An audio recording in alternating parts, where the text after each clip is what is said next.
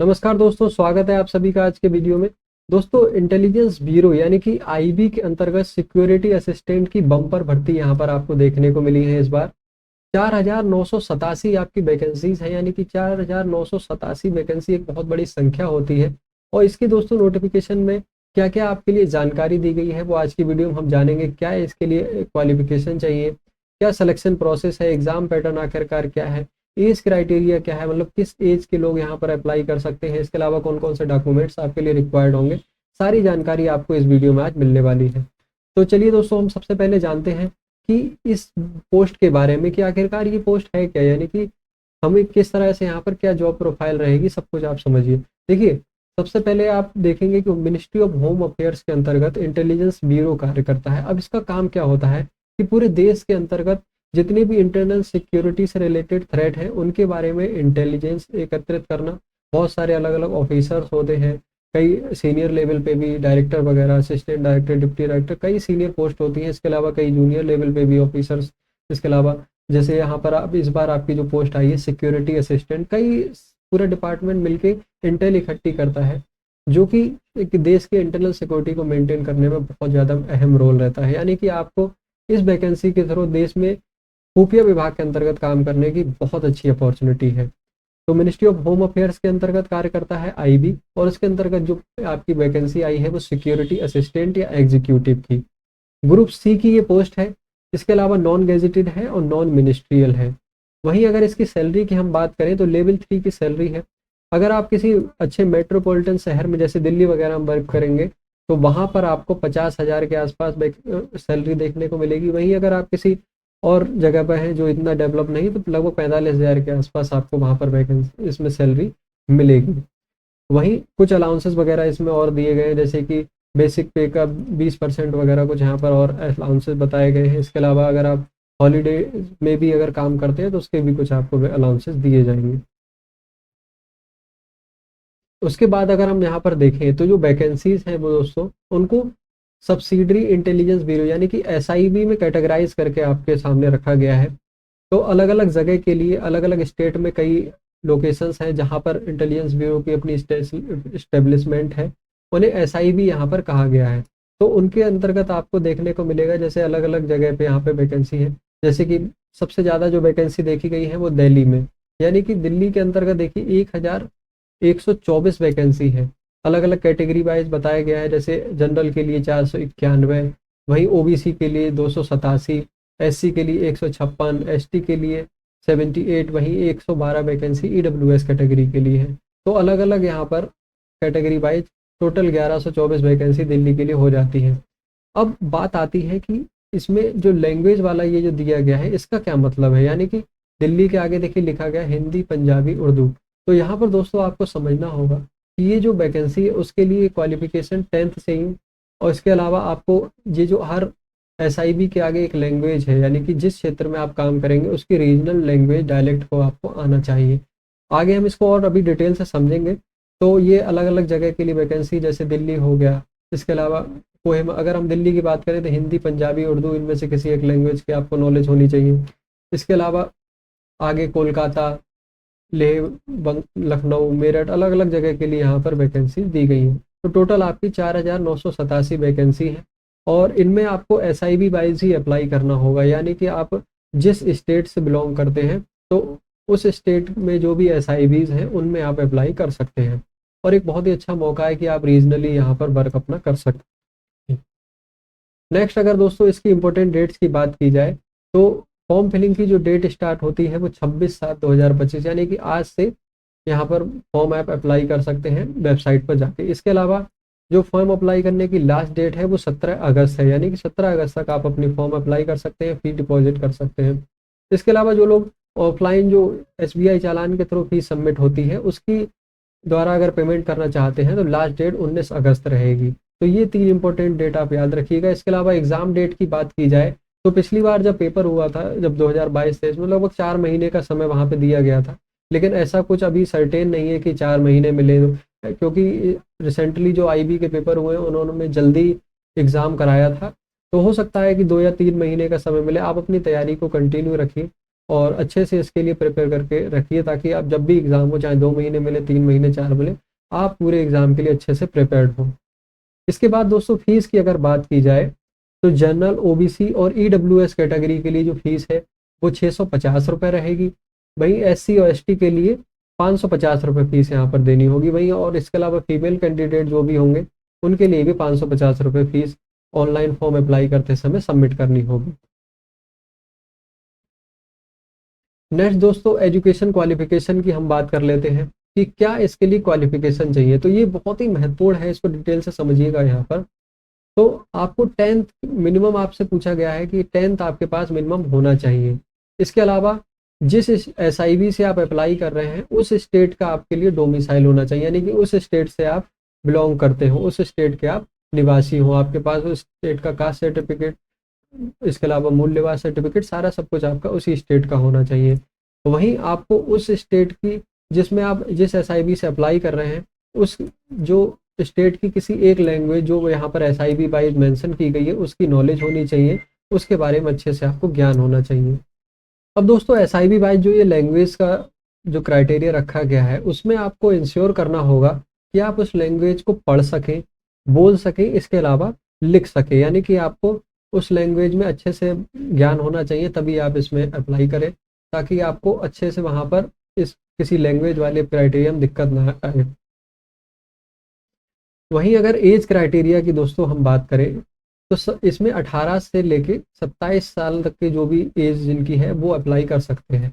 और ये एज दोस्तों जो डिटरमाइन की जाएगी वो 17 जुलाई, यानी कि 17 जुलाई 2025 से जिनकी एज 18 से 27 के बीच में है वो इसको अप्लाई कर सकते हैं। इसके अलावा कुछ एज रिलैक्सेशन भी इसमें दिया गया है। SC ST के लिए 3 यहाँ पर जो 5 साल का एज रिलैक्सेशन है, यानी कि वो लोग 5 साल और, यानी कि अगर SC ST के लिए देखें तो लगभग 32 साल तक वो लोग अप्लाई कर सकते हैं जिनकी एज 32 साल। इसके अलावा ओबीसी को 3 साल का एज रिलैक्सेशन है, यानी कि वो लोग 30 साल तक यहाँ पर अप्लाई कर सकते हैं। इसके बाद नेक्स्ट अगर हम सिलेक्शन प्रोसेस को देखें तो ये जो वैकेंसी है दोस्तों वो 3 चरणों में डिवाइडेड है। सबसे पहले टीयर 1 आपका होगा, जिसमें कि एक एग्ज़ाम रहेगा 100 क्वेश्चंस का, उसमें अलग अलग सब्जेक्ट्स आएंगे।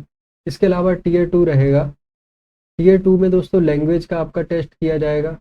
इसके अलावा इंटरव्यू, नेक्स्ट जो स्टेप है वो इंटरव्यू आपका, ठीक है।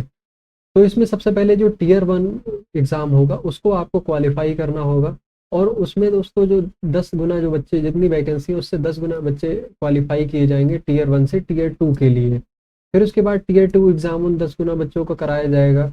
उन जो बच्चे होंगे उनको दोस्तों जो टीयर 2 एग्ज़ाम है वो क्वालिफाइंग नेचर का है, यानी कि उसमें आपको मिनिमम 50, जैसे 50 नंबर का वो पेपर होगा तो उसमें से आपको 20 नंबर मिनिमम लाने तो आप क्वालिफाई कर जाएंगे, मतलब वो क्वालिफाइंग नेचर का है, उसका कट ऑफ में यहाँ पर कैलकुलेशन नहीं किया जाएगा। उसके बाद दोस्तों नेक्स्ट स्टेप आएगी इंटरव्यू। अगर मैं आपको यहाँ पर दिखाऊं तो देखिए एग्ज़ाम पैटर्न को आप समझ लीजिए, ऑनलाइन एग्ज़ाम होगा ये सारा। इसके अलावा जो इसमें 5 पार्ट्स में डिवाइडेड है और 20 क्वेश्चन, यानी कि हर जो सेक्शन से 20 क्वेश्चन रहेंगे। तो सबसे पहले जनरल अवेयरनेस से आपके 20 क्वेश्चन हो गए। इसके अलावा क्वांटिटेटिव एप्टीट्यूड यानी कि मैथमेटिक्स से आपके 20 क्वेश्चन, वही numerical, analytic, logical, reasoning ability, ये रीजनिंग वगैरह से आपके 20 क्वेश्चन रहेंगे। इसके अलावा इंग्लिश लैंग्वेज के आपके 20 क्वेश्चन, वही जनरल स्टडीज यानी कि जीएस से आपके 20 क्वेश्चन। तो इन 5 सेक्शन से डिवाइड होकर यहाँ पर आपके क्वेश्चंस पूछे जाएंगे। टोटल 100 क्वेश्चन रहेंगे, 100 मार्क्स, यानी कि एक क्वेश्चन 1 मार्क्स के लिए रहेगा। वहीं दोस्तों इसमें 1/4 की नेगेटिव मार्किंग भी है, यानी कि जो अगर आप 4 क्वेश्चन गलत कर देते हैं तो एक सही क्वेश्चन का जो मार्क्स होगा वो भी आपका कट जाएगा, यानी कि 1/4 की नेगेटिव मार्किंग आपको देखने को मिलती है। टाइम ड्यूरेशन 1 घंटे का रहेगा। तो ये दोस्तों जो एग्ज़ाम है वो आप क्वालिफाई करेंगे तो इसके बाद आपको टीयर 2 के लिए बुलाया जाएगा। टीयर 2 दोस्तों ये क्वालिफाइंग नेचर का है, यानी कि आपको 50, देखिए इसमें क्या लिखा हुआ है साफ साफ, ये एक रिटन एग्ज़ाम है, डिस्क्रिप्टिव टाइप पेपर है, और इसमें ट्रांसलेशन करना है एक पैसेज का जो कि 500 शब्दों का रहेगा। जो भी लैंग्वेज आपने ऑप्ट की है, जिस एसआईबी से आपने अप्लाई किया है उस लैंग्वेज का पैसेज रहेगा, उसको या तो इंग्लिश में ट्रांसलेट करना होगा या इंग्लिश से उस पैसेज को जो आपने लैंग्वेज ऑप्ट की है उसमें ट्रांसलेट करना होगा। तो ये यहाँ पर एक लैंग्वेज को टेस्ट करने का आपकी प्रक्रिया ये रहेगी। इसके बाद दोस्तों जब आप इसको क्वालिफाई कर लेते हैं, यानी कि 20 मिनिमम 20 नंबर आप ले आते हैं, तो आप एलिजिबल हो जाते हैं इंटरव्यू टेस्ट के लिए। यानी कि इंटरव्यू या पर्सनालिटी टेस्ट जिसको बोलते हैं, उसके लिए यहाँ पर आपको बुलाया जाएगा। इसका इंटरव्यू से इतना घबराने की ज़रूरत नहीं, इतना टफ कोई इंटरव्यू नहीं रहेगा। बेसिकली वो जानना चाह आपसे बात करेंगे, समझेंगे कि आपकी टोन कैसी है, आप किसी तरह के मतलब बोलने में आपको समस्या तो नहीं है, तुतलाना वगैरह बहुत सारी ये समस्याएं हो सकती हैं जो वो आपको वहाँ पर टेस्ट करेंगे। तो मेन इंटरव्यू का पर्पज़ उनका वही है।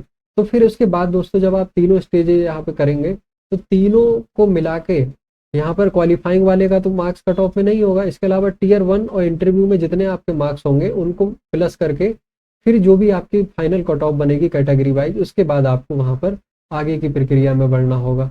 नेक्स्ट अगर इन तीनों के बाद अगर हम देखें, जो लोग इन सबसे क्वालिफाई कर जाएंगे तो उनको दोस्तों यहाँ पर एक करेक्टर एंड अटेंडेंट वेरिफिकेशन करना होगा, इसके अलावा एक मेडिकल एग्जामिनेशन भी होगा। तो ये दोस्तों पूरी इसकी सिलेक्शन प्रोसेस है जो कि आपके लिए जानना बहुत महत्वपूर्ण था। इसके बाद अगर हम यहाँ पर देखें कि कौन कौन से डॉक्यूमेंट्स आपके लिए रिक्वायर्ड होंगे, तो फोटो सिग्नेचर वगैरह वो सब कॉमनली हर एग्ज़ाम में मांगा ही जाता है। इसके अलावा आपको जो 10th की आपकी मार्कशीट होगी उसको रखना है। इसके अलावा अगर आपने आगे की इंटरमीडिएट वगैरह कर रखा है, ग्रेजुएशन कर रखी है, तो उन सब के मार्कशीट और सर्टिफिकेट वगैरह आप लोग कलेक्ट करके रखिएगा। इसके अलावा जब आप टीयर 1 क्वालिफाई कर जाएंगे तो टीयर 2 के समय पे आपको ओबीसी सर्टिफिकेट, इसके अलावा आपको ईडब्ल्यूएस सर्टिफिकेट, जो भी SC ST उनके लिए SC ST सर्टिफिकेट, और इसके अलावा एनओसी वगैरह जो भी रहेगी वो। वहीं आपको फोटोग्राफ वगैरह है, इसके अलावा डोमिसाइल सर्टिफिकेट, वहीं आपको सर्टिफिकेट इशूड बाई कंप्लीट। वहीं अगर देखिए यहाँ पे लिखा हुआ है कि जो विडो, डाइवोर्सी या फिर सेपरेटेड वाले जो भी लोग जिनने एज रिलैक्सेशन का जो लाभ लिया था, उनको वहाँ पर वो सर्टिफिकेट सारे यहाँ पर रखने होंगे। यानी कि समझ लीजिए कि जो भी आपने फॉर्म भरते समय वहाँ पर जो जो रिक्वायरमेंट रखी थी उन्हीं के अकॉर्डिंग आपको सारे डॉक्यूमेंट वहाँ पर तैयार रखने हैं। अगर आपने एज रिलैक्सेशन लिया है तो उस एज रिलैक्सेशन के रिगार्डिंग जो भी आपको सर्टिफिकेट है वो तैयार रखना है।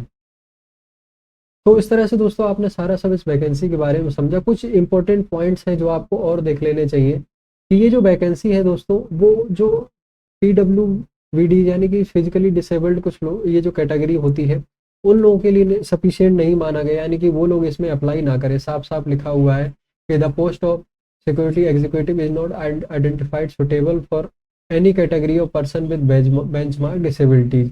तो जिन लोगों को दोस्तों ये PWBDS कैटेगरी में है वो लोग इस फॉर्म को अप्लाई ना करें, क्योंकि उनके लिए यहाँ पर सिलेक्शन उनका नहीं हो पाएगा। वही सर्विस लायबिलिटी कुछ दोस्तों यहाँ पर ली गई, बताई गई है।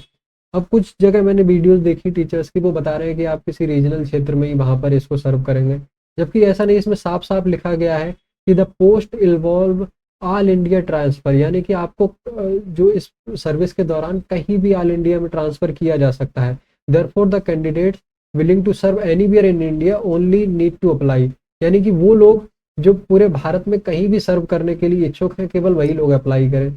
तो इस तरह की आप भ्रांतियों में ना पड़े। ये जो इंटेलिजेंस ब्यूरो है सेंट्रल गवर्नमेंट की दोस्तों सर्विस है, तो हो सकता है कि इन फ्यूचर आपको अगर किसी ऑपरेशन में या किसी भी इम्पोर्टेंट वर्क से आपको दूसरी जगह की, जैसे मान लीजिए आप लखनऊ में सर्व कर रहे हैं, तो हो सकता है कि आपको किसी भी बहुत दूर लोकेशन पे वहाँ पर, जैसे तमिलनाडु के अंदर या फिर आपको मुंबई के अंदर किसी बड़े शहर में वहाँ पे ट्रांसफ़र देखना पड़े। तो ये आप पहले ध्यान में रखिएगा कि ऑल इंडिया ट्रांसफ़र की भी इसमें एक पॉसिबिलिटी रह सकती है। इसके अलावा ये एग्ज़ाम दोस्तों एक से ज़्यादा शिफ्टों में होगा। अगर स्टूडेंट्स की संख्या ज़्यादा रहती है तो ये यहाँ पर स्पष्ट रूप से बताया गया। तो इस तरह से दोस्तों ये फॉर्म की सारी डिटेल्स आपने समझी, तो जल्दी से अपने नियरेस्ट कैफ़े पे या खुद से जब जैसे भी आप अप्लाई करना चाहें, जल्दी जल्दी इस फॉर्म को अप्लाई करें। लास्ट डेट के आसपास फॉर्म अप्लाई करने से क्या होता है, कई बार बहुत सारे सर्वर इश्यूज भी हो जाते हैं, तो आप जल्दी जल्दी इस फॉर्म को अप्लाई करें। बाकी आज का वीडियो आपको कैसा लगा, इसके अलावा और कोई अगर आपको जानकारी चाहिए तो कमेंट सेक्शन में आप देख सकते हैं। चलिए मिलते हैं हम लोग नेक्स्ट वीडियो में, तब तक के लिए जय हिंद जय भारत।